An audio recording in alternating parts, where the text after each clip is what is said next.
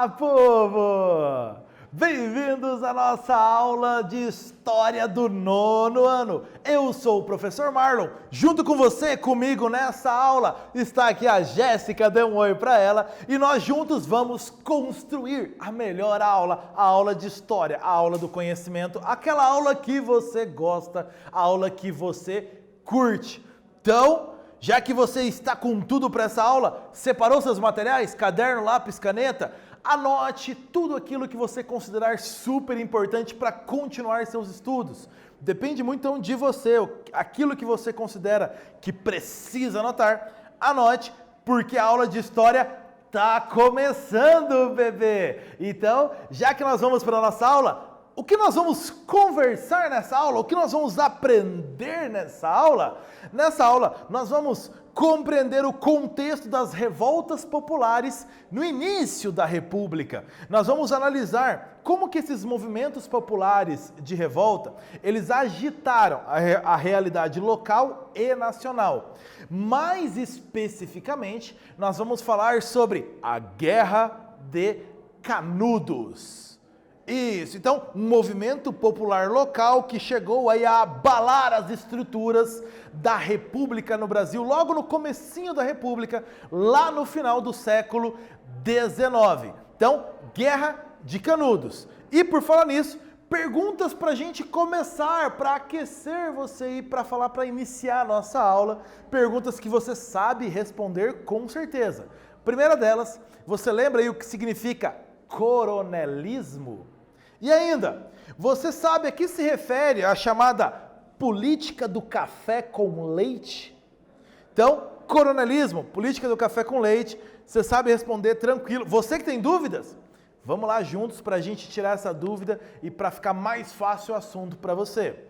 Coronelismo, líderes de famílias poderosas, ricas de cada região, dominavam essa política local e induziam então o voto dos eleitores para que eles se mantivessem no poder. Coronelismo, poder dos coronéis, esses grandes líderes de famílias mais ricas. Ok? Próxima, política do café com leite. Aí no caso, o café fazendo referência ao estado de São Paulo, o maior produtor de café do Brasil à época. E Minas Gerais aí referência ao leite. Minas era o segundo maior produtor de café, mas grande em volume de gado leiteiro. Então, café com leite, São Paulo, Minas Gerais. Eles controlavam a política no Brasil e se revezavam na indicação do candidato a presidente, sendo ora paulista, ora mineiro. Fácil para você, conceitos super tranquilos que você sabe. E quem não lembrava, ficou super fácil agora, né? Vamos para a nossa aula? Para a gente problematizar nossa aula, trazermos algo atual. Você já ouviu falar em Primavera Árabe? Essa imagem aqui toda, esse conjunto dessas 4 imagens, são sobre Primavera Árabe. Já ouviu falar nisso? Primavera Árabe foi um conjunto de revoltas populares que começaram ali a partir de janeiro de 2011 nos países do Oriente Médio, nos países de língua árabe do Oriente Médio. E a maioria dessas revoltas populares tinha como tema o combate à corrupção e eram contra governos autoritários. Então eram revoltas que tentaram mudar a realidade local, a população se revoltou. O que você pensa sobre manifestações populares que tentam mudar a realidade local, que se revoltam para mudar uma situação? Você apoia o povo se revoltar contra uma determinada situação? Ou o povo não tem que se intrometer nessas questões? O que você pensa sobre esse assunto? Um bom tema aí de debate atual do mundo, inclusive, para você, essas revoltas populares. E falando nesses movimentos de revolta, em junho de 2020, espalharam-se protestos mundo afora em torno da questão da causa Vidas Negras Importam. Então, inclusive, você tem aqui um cartaz dessas manifestações que aconteceu nos Estados Unidos, uma foto dessas manifestações. Esse protesto das Vidas Negras Importam são protestos contra o racismo e contra a violência policial, principalmente, mas com outros temas também. No início da República, no Brasil, movimentos populares também tentaram mudar a realidade local. Então essa não é uma questão só da atualidade, mas também tentaram mudar essa realidade local. Qual é o contexto desses movimentos do início da República que tentaram mudar a realidade local? O contexto rural. O sistema político era marcado pelas oligarquias no poder, lembra essas famílias mais ricas, era sustentado pela troca de favores, pelas fraudes eleitorais e pelo uso da violência para obter o voto do eleitor. Marcado ainda esse sistema pela exploração do trabalhador rural, exploração feita pelos coronéis. Muito bem. Qual é o contexto urbano? Nós temos modernização das cidades e a consequente exclusão social. Ainda, falta de acesso aos serviços públicos por parte dessa população mais pobre, mais carente. Então, esse cenário político gerou insatisfação e gerou, consequentemente, revoltas populares. Aqui nós temos inclusive uma imagem do movimento de pedestres aí já de automóveis na Avenida Rio Branco, centro do Rio de Janeiro, uma imagem de 1912. Repare, avenida larga, grandes prédios, uma iluminação pública muito bonita, pessoas muito elegantes pelas ruas, automóveis aí já pelas ruas. Reparou na ideia de modernidade no Brasil em 1912? Era uma realidade de todo o Brasil essa imagem? Não! Essa imagem está restrita a poucos lugares dos grandes centros urbanos. A maior parte da realidade do Brasil não era ainda assim, mas sinais da modernidade chegando. Mas para essa modernidade chegar, boa parte da população mais pobre que morava nessa região teve que ser retirada, mais um contexto aí de revolta popular. Então, exercício para você. O cenário político do início da República no Brasil foi marcado por qual característica?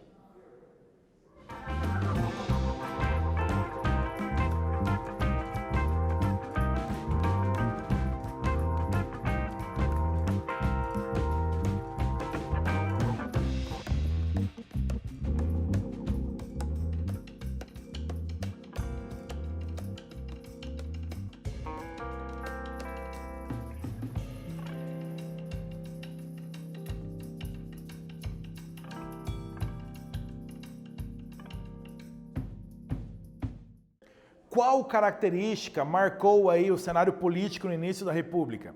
Influência chinesa? Riqueza de toda a população por igual? Não, criança, claro. Oligarquias no poder. Então lembra a presença dessas oligarquias. Nesse cenário principalmente nesse contexto rural, nesse cenário rural de dominação dos coronéis, exploração do trabalhador rural, poder dessas oligarquias, nós temos ainda um novo componente que estava aparecendo também, o chamado messianismo.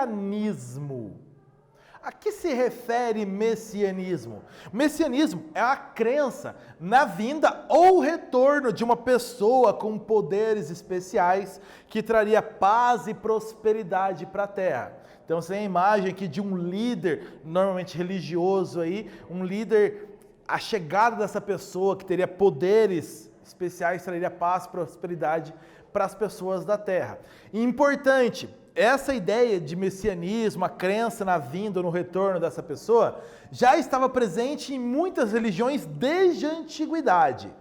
Tá? Já é uma crença da humanidade desde a antiguidade. No Brasil, o messianismo esteve presente em dois eventos de revoltas populares, a Guerra de Canudos e a Guerra do Contestado.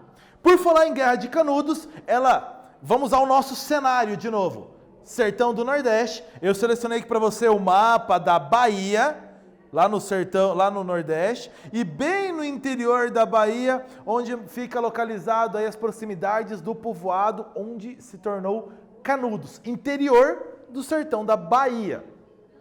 A carestia, o desemprego, o autoritarismo e o descaso dos governantes marcavam a vida dessa população do sertão. Essa população sertaneja que morava no sertão. Então, repare no cenário de carestia, desemprego, autoritarismo e descaso. Então, um cenário muito marcado aí pela opressão contra a população sertaneja. Um líder religioso chamado Antônio Vicente Mendes Maciel, o chamado Antônio Conselheiro, ele andava pelo sertão e ele passou a reunir um grande número de seguidores, exatamente por pregar uma mensagem de união em torno dos ideais da Bíblia, então um líder religioso, e ainda ele reunir essas pessoas prometendo ideais de uma vida melhor, de um caminho para o céu, para o paraíso, para esses seguidores. Ele passou então a dar esperança de vida para essa população marcada por um cenário muito ruim. Já que nós começamos a falar do Antônio Conselheiro, Canudos, exercício. O messianismo esteve presente em Canudos, sim, através do Antônio Conselheiro. O que pregava o messianismo?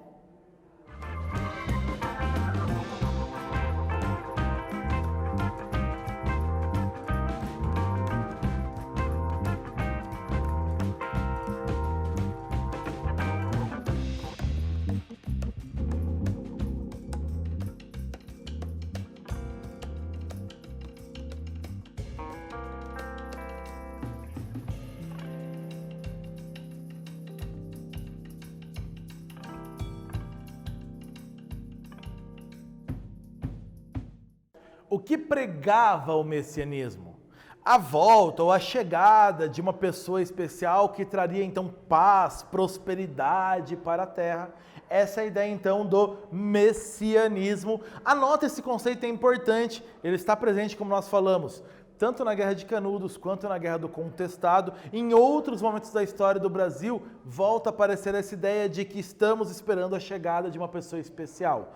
Isso se chama messianismo, ok? E aí, no caso de Canudos, quem incorporou essa ideia do messianismo? O Antônio Conselheiro. Lembra que nós falamos? Ele reuniu um grande número de seguidores andando pelo interior do Nordeste, principalmente pessoas que fugiam dessa pressão, dessa opressão, dessa exploração dos coronéis e buscavam a esperança de uma vida melhor.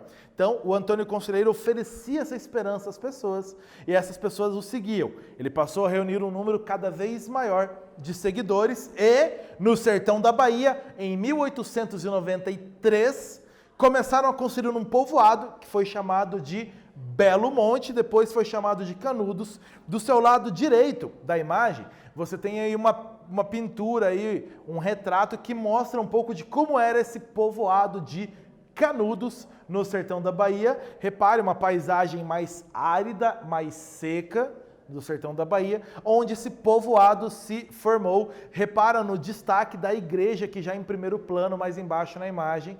Então, um povoado de cunho religioso.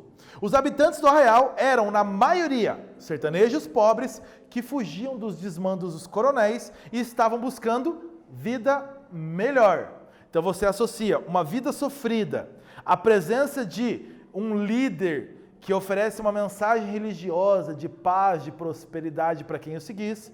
Então Antônio Conselheiro reuniu essas pessoas em torno de si e formaram o povoado de Canudos, primeiro chamado de Belo Monte, depois Canudos, ficava ali no que era uma fazenda abandonada, próximo de um rio, no sertão da Bahia. Como era viver em Canudos? Como era essa vida da população aí nesse povoado que se formou em torno de Antônio Conselheiro? A autonomia de Canudos é uma das características, então não dependia dos coronéis locais, não dependia do governo local, tinha uma vida autônoma. Então a população plantava, colhia ali muitos produtos, muitos alimentos, fazia trocas com feiras, com cidades próximas, então você tinha uma vida comercial acontecendo. Então havia uma autonomia de Canudos.